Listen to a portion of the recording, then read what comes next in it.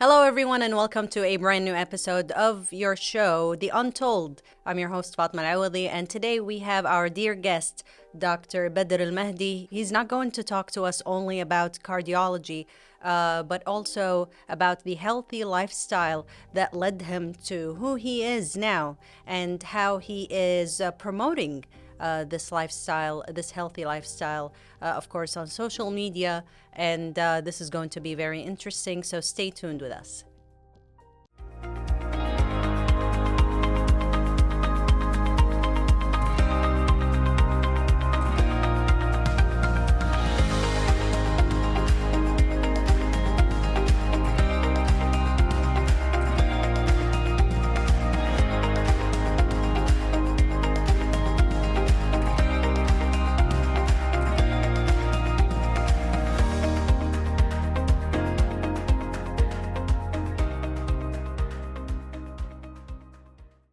Hello, everyone. We are here with Dr. Badr Al-Mahdi. Dr. Badr, we're so happy that you're here with us. I'm glad to be here as well. Thank you very much. So today we're talking about healthy lifestyle. Define a healthy lifestyle. What do you think? You eat well, you exercise well, you go to a job that you like or that you love, and you go home and get plenty of sleep.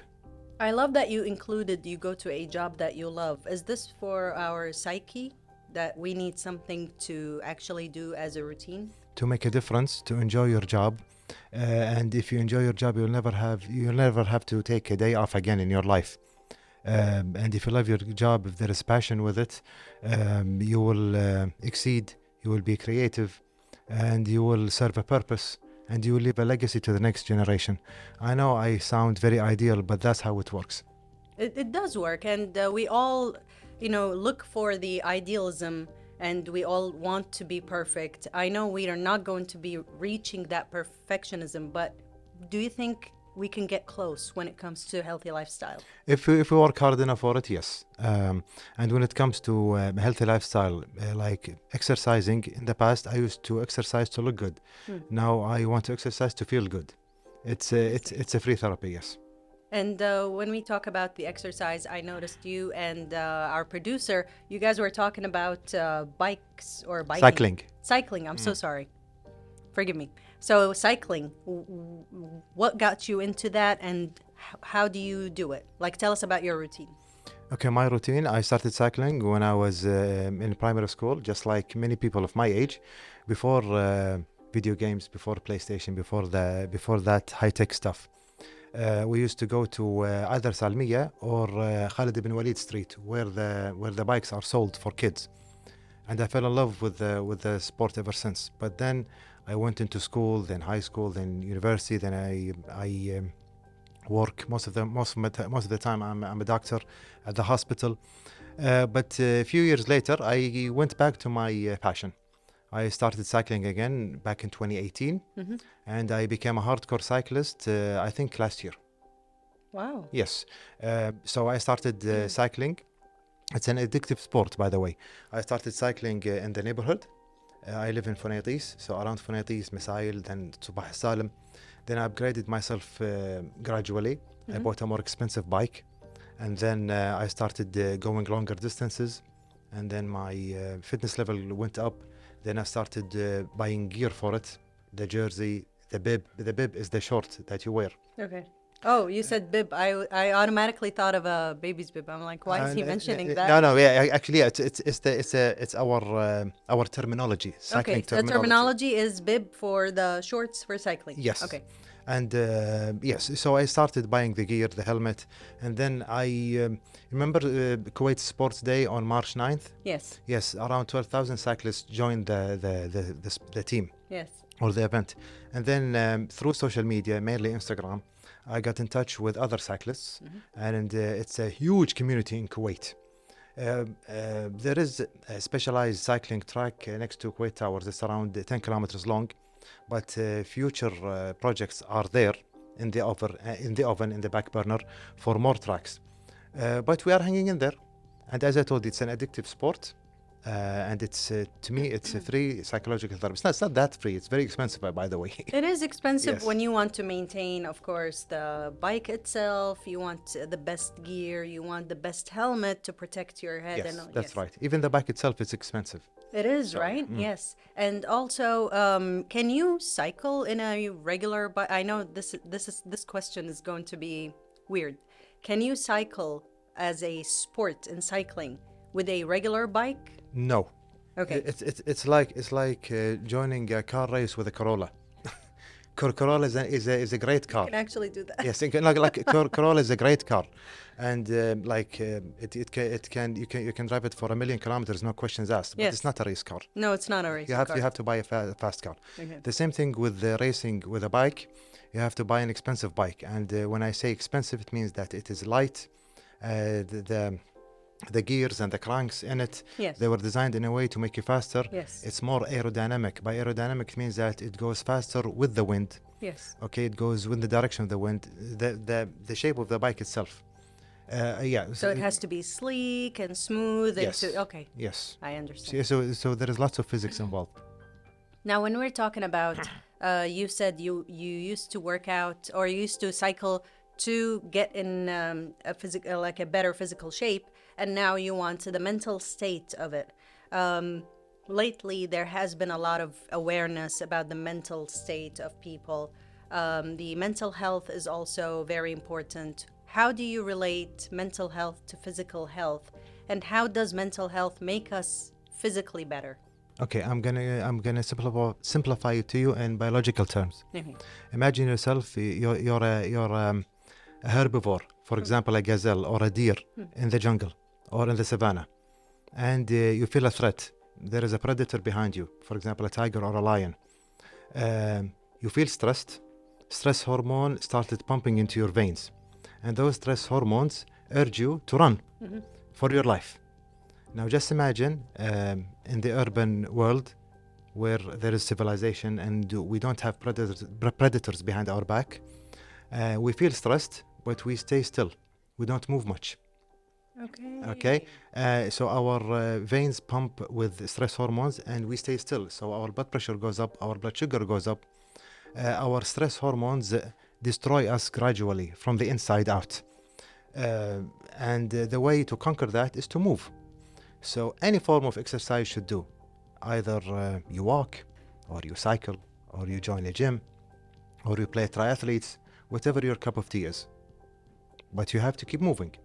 Now, if you move around, the brain produces a substance called endorphins, which is short for endogenous morphines.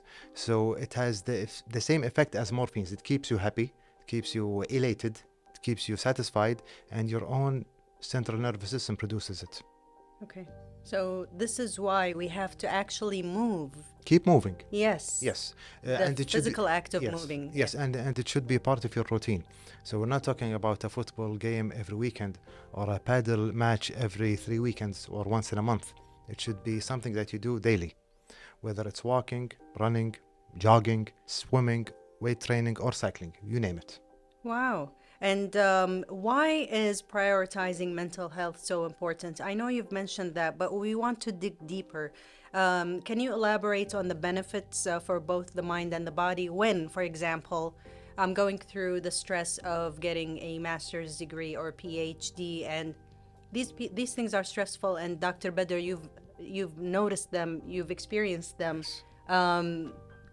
Like, how can I prioritize my mental health when this is something that I have to do? I have to finish my job. I have to finish my study.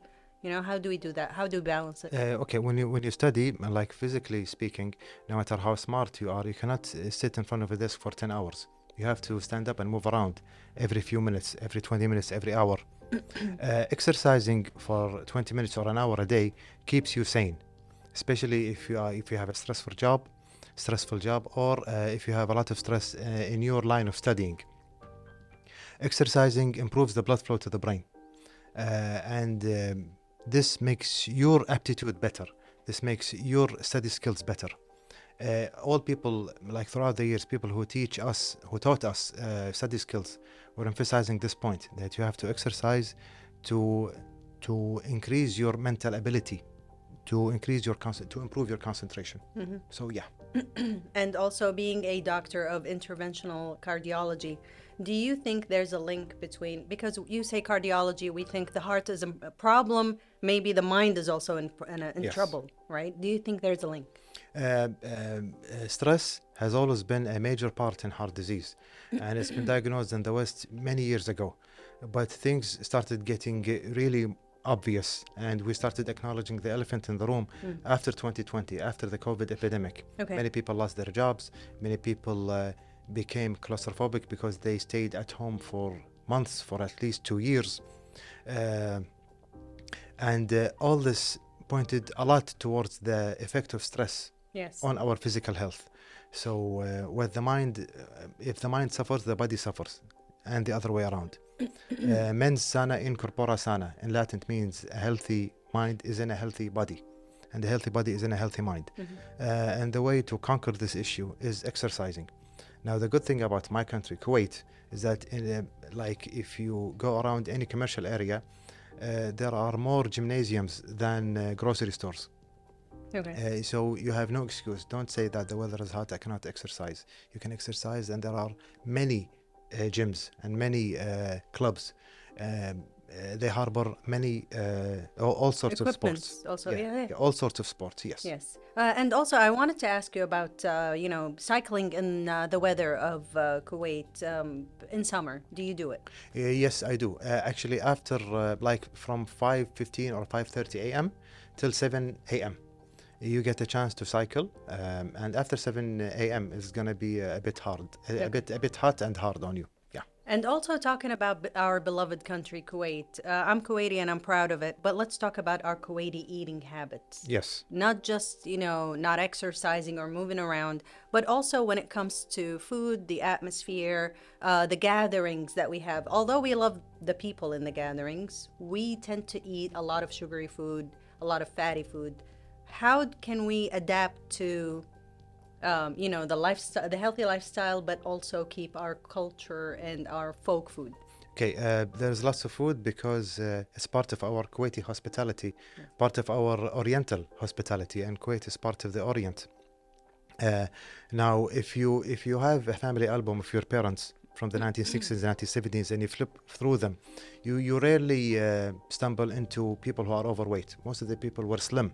Yes. Back in the day. Why? Because the eating habits haven't changed much. But the thing is, people used to finish their chores on their own. They used to walk a lot. We didn't have homemaids and drivers as much as we do now. And most of our chores used to be done while on foot, on walking.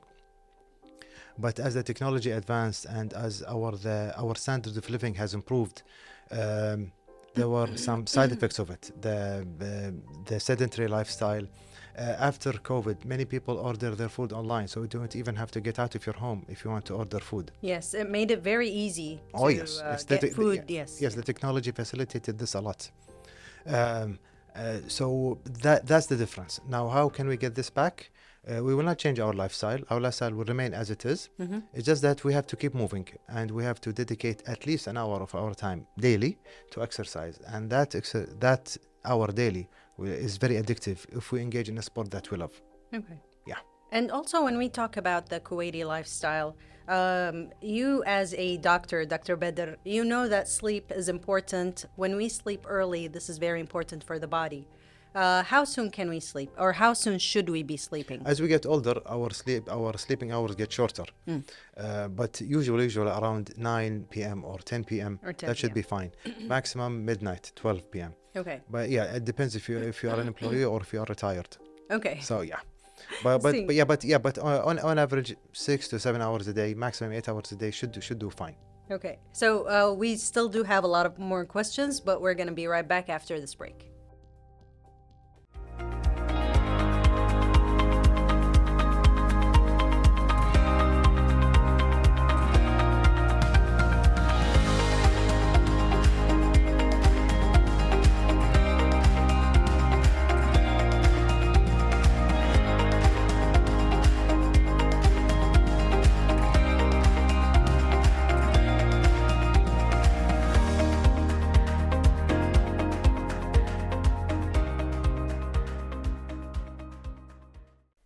Welcome back, everyone. We are still here with Dr. Badr AlMahdi. Now, Dr. Badr, before the break, we started talking about the sleeping patterns, and you've mentioned that by 9 to 10-ish, it should be the optimal time to sleep. Yes.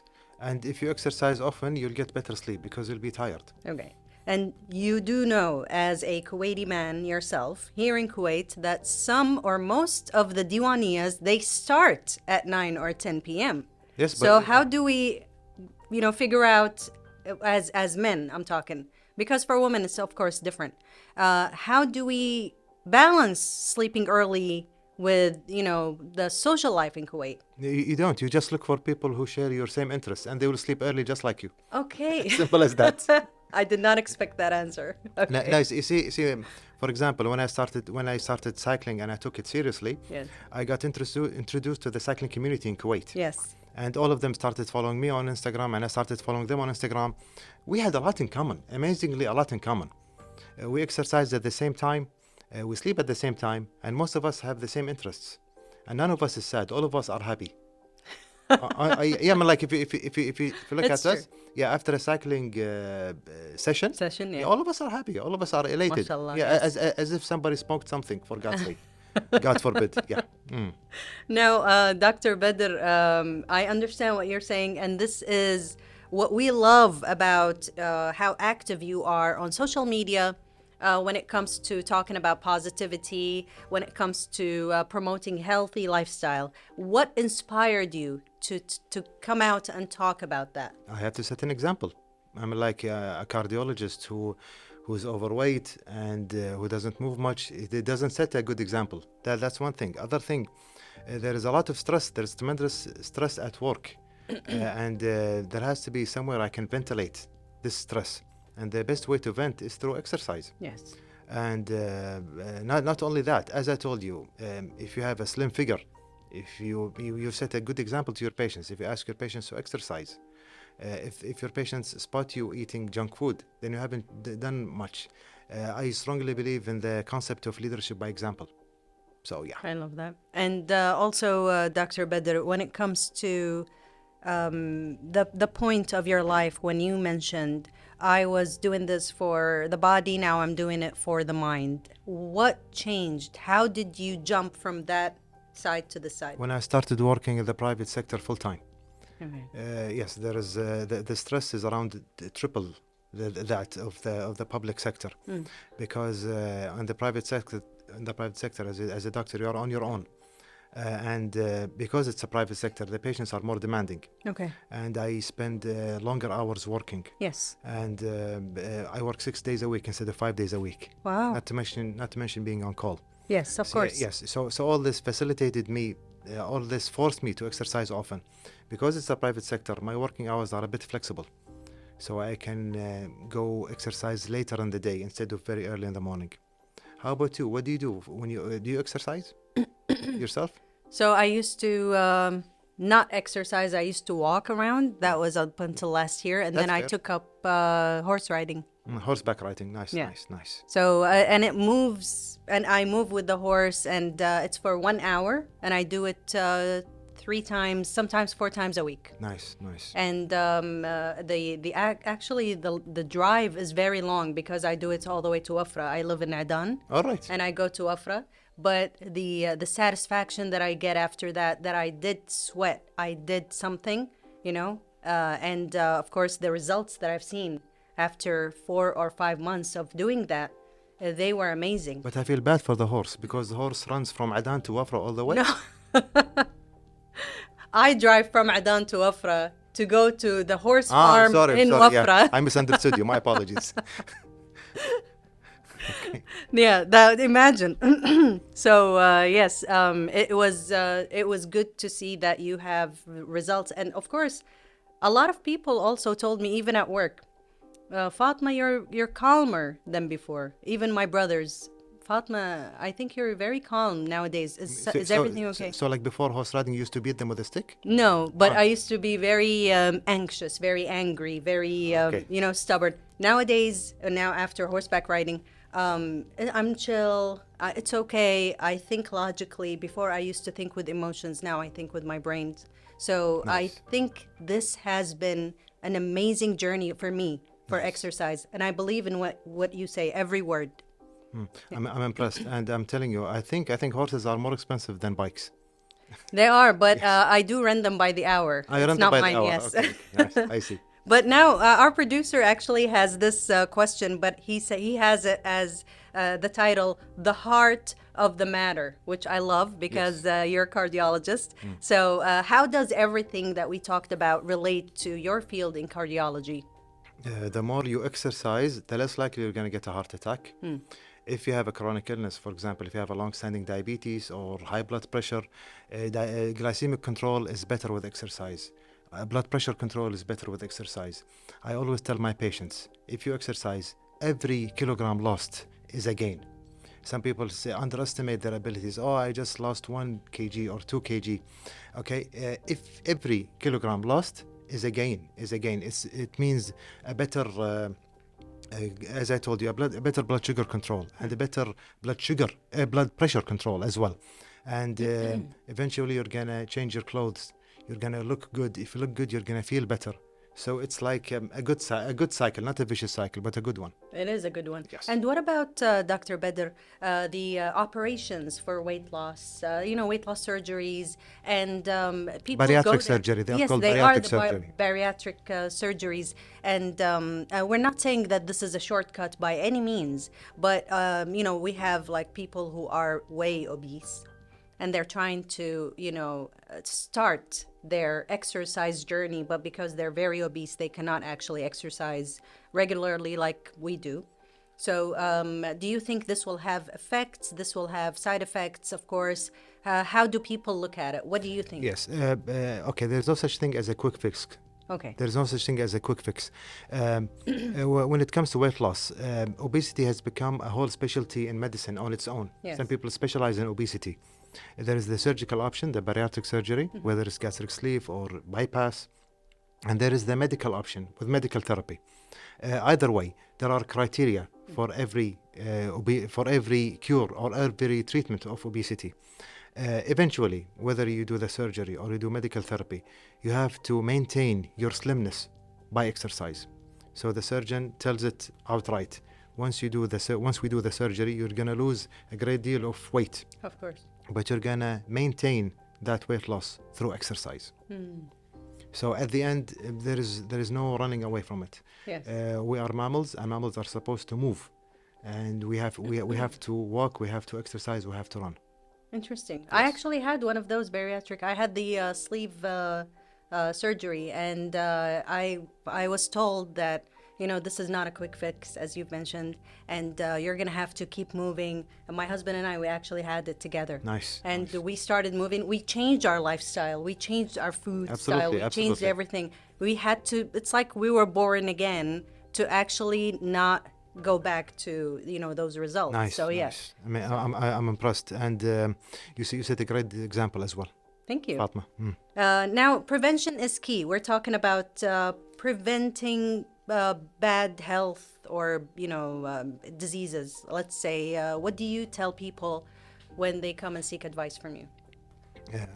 First of all, when they come to me, they usually my patients, my clients, usually they already have chronic health issues. For example, long-standing high blood pressure, long-standing diabetes, or they have a pre-existing heart condition.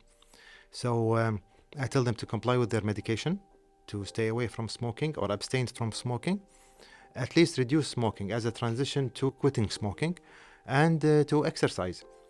Depending on the age, for example, if my patients are younger, I would tell them to engage in more vigorous sports. For example, jogging, running, weight training, especially resistance training.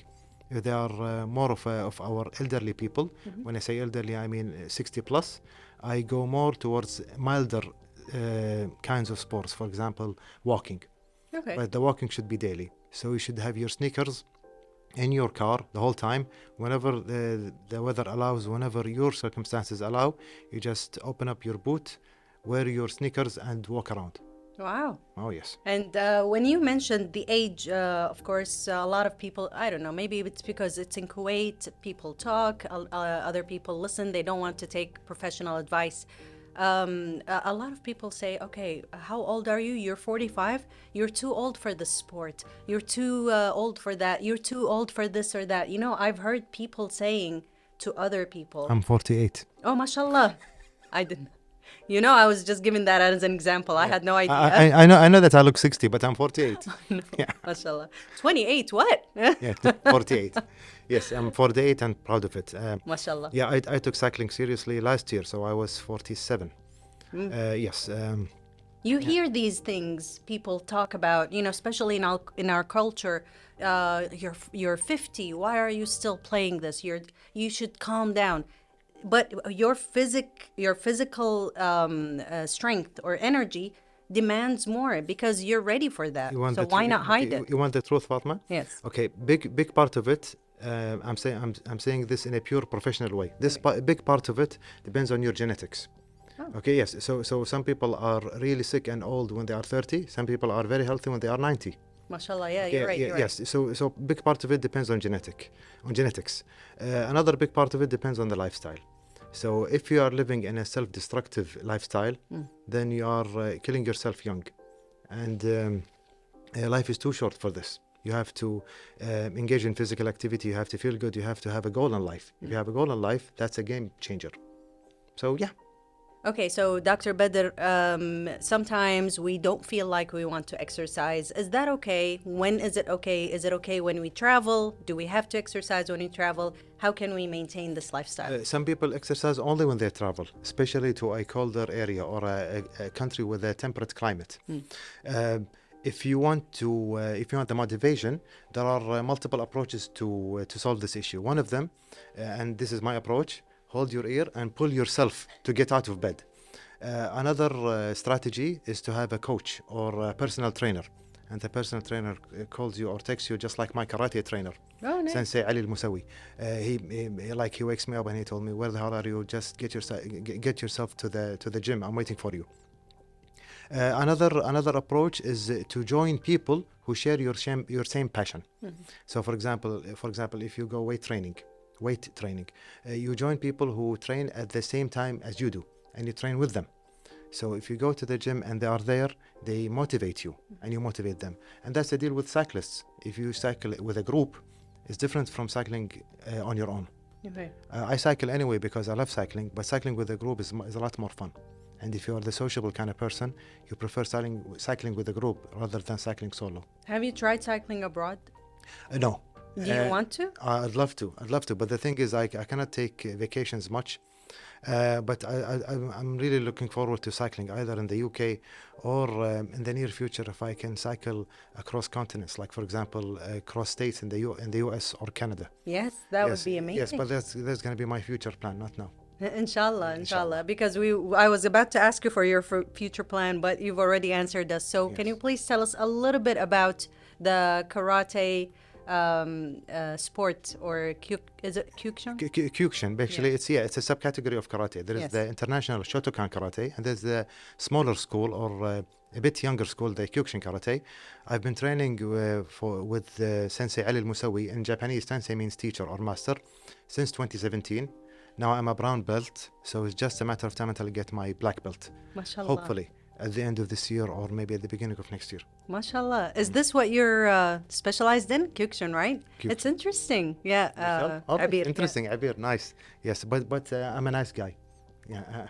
Okay, good. Yeah. Okay, tell us what is nice guy and not nice. I mean, people have this impression that martial artists are troublemakers. Oh. We are not, because we empty all our energy into the punching bag. Okay. Yeah. So when we reach home, we don't want to fight anyone. We just want to sleep, and that's it. And yeah. So that's why That's why I said I'm an nice person. That's interesting. So, Dr. Badr, do you have any last piece of advice for our viewers who are watching? Oh yes, 3 words: exercise, exercise, exercise. Any questions? That's all. Thank you very much. I hope you enjoyed this interview. Likewise, I'm here. Thank you. I've enjoyed it a lot. Thank you very much. So, dear viewers, we're going to take a break before we wrap this up. Stay tuned.